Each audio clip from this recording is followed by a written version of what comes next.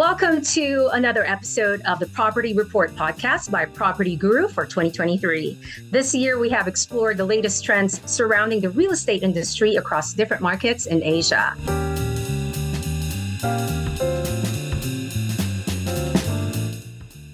Today, we will be viewing into the smart cities of the future as we discuss how technology is transforming urban development in Asia. And joining us for this episode are our highly respected judges of the PropertyGuru Asia Property Awards series. Let's start off with the founder and managing partner, creative director, Indonesia and Singapore, Genius Loci, and member, Indonesia judging panel, Mr. Alex Bayu Saputro. Next, we have the Senior Regional Director of Asia Pacific, Yardi Systems, Inc., member Hong Kong Judging Panel, Mr. Bernie Devine. Hello, Hi, gentlemen. Guys.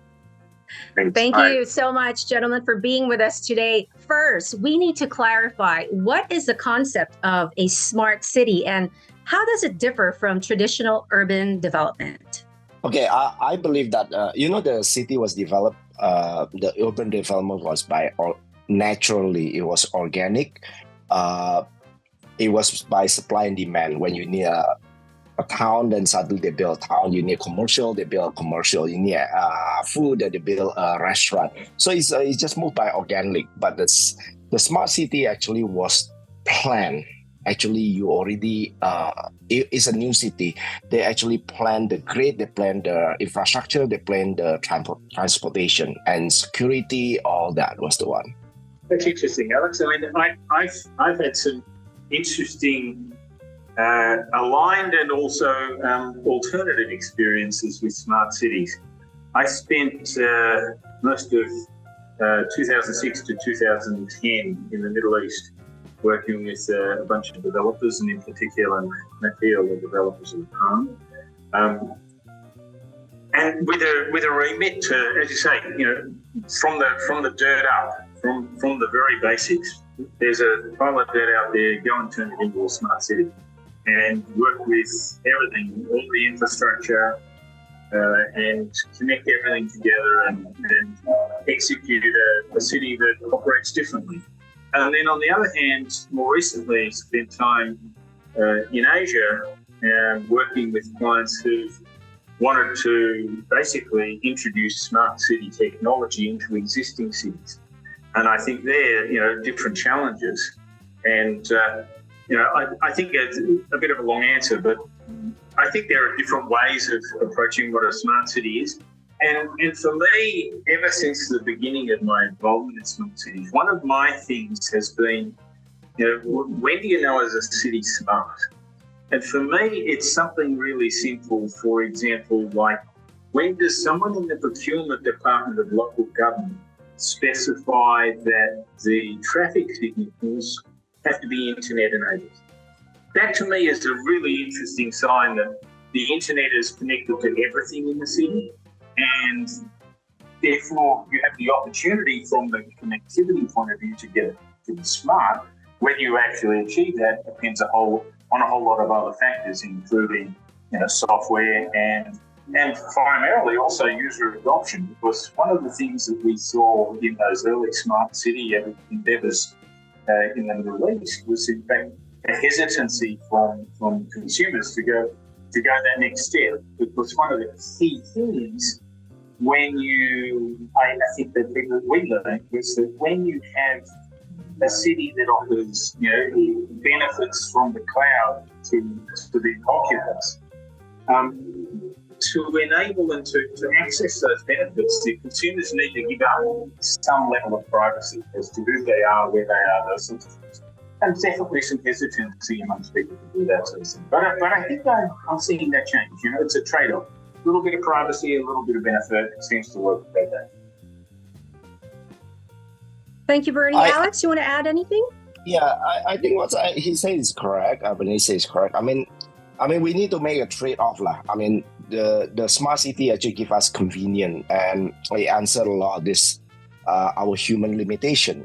We are limited to our own thing, and it will take care of a lot of this redundant work that actually is not necessary. The trade-off actually give us the freedom. Freedom to enjoy our life. Freedom for you to bike around without sitting down working constantly, spending time with family. So I would say it's a trade-off. Yes, definitely. It's just how we manage it. I think that's what the word is. Yes, I would agree. It is how you manage it. And I think the other thing that's worth mentioning in that is that back in 2006, when I was working on some smart city initiatives, the concept of AI was very far in the future, whereas today it's here and now. And therefore, the ability to achieve a much more seamless handoff between different tools that enable that convenience and that accessibility has improved enormously.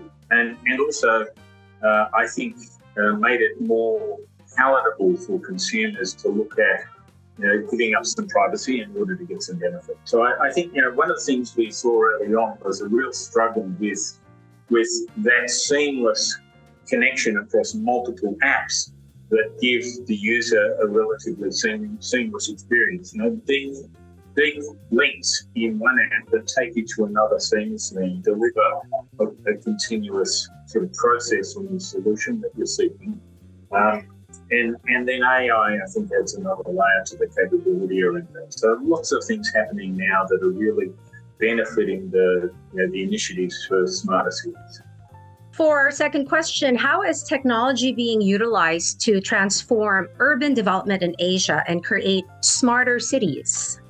Yeah, I think this is a really interesting topic because there's so much going on. And if you look across Asia, you say, well, you've got everything from the development of a new capital city for Indonesia all the way through to, in China, a whole range of cities that are trying to evolve into being something smarter and deliver more convenience and more amenity for the occupants of the city. So there's an enormous amount of diversity. I think there's a couple of key trends, though, that are worth focusing on. One is on the sort of the infrastructure side and on the traffic side. A really interesting initiative that we're seeing is the development of satellite technology to monitor traffic and to monitor public transport and to deliver more accurate updates on public transport generally, or specifically, and on transport generally. I think that's a really interesting initiative that is achieving a whole bunch of things: improved convenience and amenity, also reducing congestion and therefore improving, sort of the energy consumption and pollution from public transport, etc. So a whole range of initiatives in that space that are really working quite well. Two is, I think, developers of master developers, community developers are focusing more on bringing, as Alex said before, bringing infrastructure in early that supports that view of making cities smarter and enabling more technology. As we move to, we've got 5G, as we move to even to 6G and greater density of signal, the ability to deliver more data faster and to gather more data faster and with AI work with that data more effectively. I think we're really doing a lot of things that are helping. And then on the micro level, I think the interesting thing is seeing where smart homes are starting to connect with their communities and deliver improved amenity across a local community for the occupants of those homes. So there's, like I said, there's a whole range of different initiatives that are really proving interesting. Key to them all, I would say, is having the right infrastructure in place, getting hold of the data, and then having the tool set and the capability to process that and deliver meaningful results. Putting that data into context. Yeah, I would say that Asia, especially Indonesia, I mean, so far Asia, the one that the smart city that we recognize will be mostly Singapore, I think, Southeast Asia. Indonesia definitely would need to implement more. Especially we have this traffic congestion issue and pollution is another one. How the smart city can control this pollution of the vehicle and how much traffic enters a certain zone of the city. I mean, they use a manual way, which I think will be more beneficial with using this AI to help on that, right?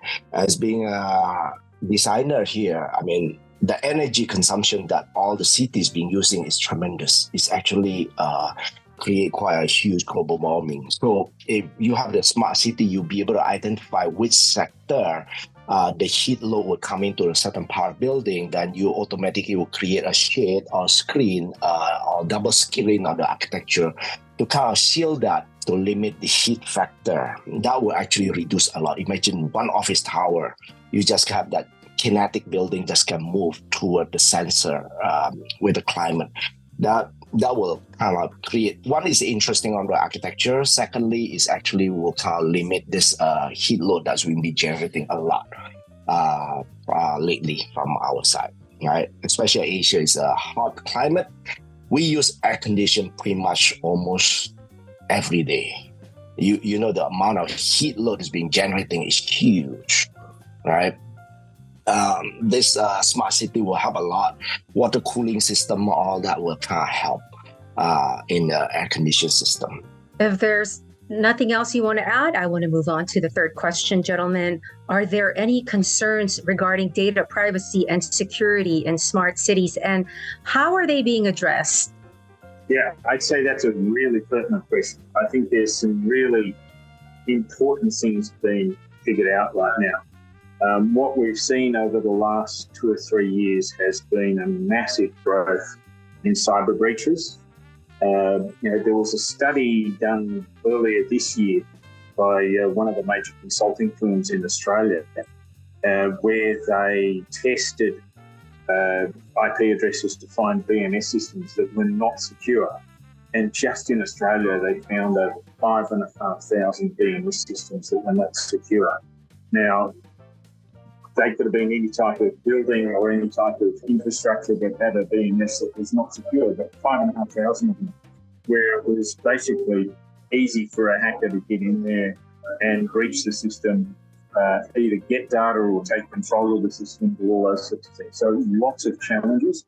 I think that what we're misunderstanding at the moment is the benefits of moving to Web3 and private wallets and those sorts of things that deliver a capability where basically users have control over their own private data. And what they leave as a footprint is merely a token that said they've provided the private data they'll need to provide, but they don't leave the data behind. Moving to that model really does change the game in terms of who has with sensitive data and for what reason. I think there's still a whole bunch of issues around IoT to be resolved in terms of cybersecurity. But I think with Web3 and that whole wallet model with tokenization brings a much more secure personal identity management tool that people are not really understanding yet, but I think eventually we'll get there, and that's the way to do it. I would say there's a trade-off. I mean, the convenience we're getting from this smart city will kind of bringing the criminal part, the hacker, the data sharing, all that. I personally feel, there's a lot of prevention they try to do, but one more important is the idea how the data will start collecting. I mean, for example, one example is Apple. I mean, data privacy is one thing that's been blocked. We cannot keep the data. There was no storage. It was only being used for the purpose of that individual or in the purpose of a legitimate measure on that. That's how I see it. I mean, although as what Bernie says, there's a lot of challenging, we're going to get a lot more of this issue in the future. Right, but the trade-off that we will have to solve the way we live, because the thing is, smart city is actually why is the word called city? Is because city has been congested with people. Everybody comes city for work, for trading, for politics, for everything. So the city is getting too heavy to accommodate the human, and that's what causes the traffic. Like Jakarta is one of them. I mean, Bangkok, all this. We are having all this congested problem. Right. Yet we also see at the same time in Singapore, I mean, the the island is tiny, right? But how the traffic's been managed, and the public transportation is very important to bring in people to use the convenient traffic transport that will kind of lighten up the load of the car entering to the certain zone of the city, right? So yeah, it's a trade-off. It's a big challenging. We're still gonna face it, but it's just the method and how the idea was being intended to do on data collection. I think that's more important on that. Now, how do smart city initiatives impact economic growth and attract investments in your region? Okay, I use an example that, as I mentioned, the cities was planned. The smart city is planned, right? There's one incident, I live in Singapore for quite a while. In year 2000, right? The government planned to do a biotech industry, make it into Singapore as a hub on that.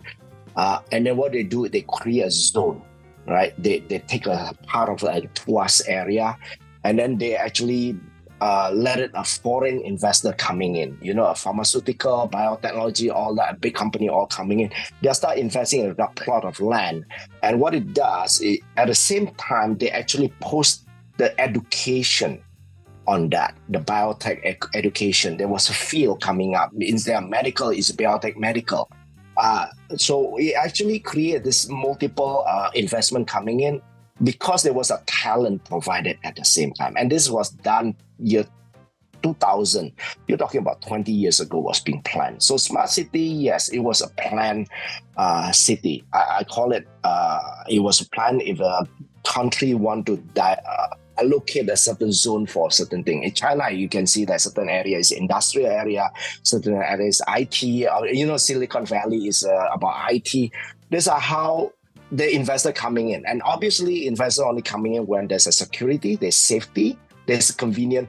Just by providing a Wi-Fi in any public space, that's already help already. Just as simple as that, right? Yeah, and Alex, I think that's. I think you're right. I think that amenity, that convenience, and the sort of ubiquitous nature of connectivity is important. But I guess oil the cogs of industry, right? Make things give things less friction, so they move more smoothly. I think one of the things that we saw over the years as we did a range of different studies. Particularly was in the Middle East and also more recently. A lot of it has been around, what are like the question says, where's the ROI? And for me, I think the important thing is you've got to take a very broad view on the ROI when it comes to smart cities, because it is factors that in some respects are hard to measure. Once you get beyond an individual building into a community and into a whole city, that convenience factor, which takes minutes off public transport journeys, moves more people into public transport journeys, and at the same time, eases pollution, does all those sorts of things, reduces energy consumption. All of those factors really come together, and there's a point at which there's a public benefit there, and that's something that the government has got to take the opportunity to seize. But there's also private benefit. I mean, I think part of it is then as you deliver that smarter city with that better environment, more accessibility, greater benefits and amenity, you create the opportunity for businesses to leverage off that and to leverage an improved operating platform. So I think there are many layers to what are the benefits of smart cities. And from everything I've seen, I'd say the business case stacks up. I think there's a lot of detail that people need to understand to make sure that they understand the benefits that are there. And I think there's no question as we look at the differential pricing in buildings these days, those that have got ESG ratings that are compliant with low or zero carbon footprints, etc. They're achieving greater ROI, greater cap rates, or improved cap rates, all that sort of stuff. So, I think there's definite data to support a view that smarter is more ROI. Alex, Bernie, we appreciate you both for your time. Thanks for tuning into another episode of the Property Report podcast by Property Guru. The next batch of this series, we will be joined by industry experts from this year's Property Guru Asia Real Estate Summit, so stay tuned. For more information, visit asiapropertyawards.com. We'll see you then.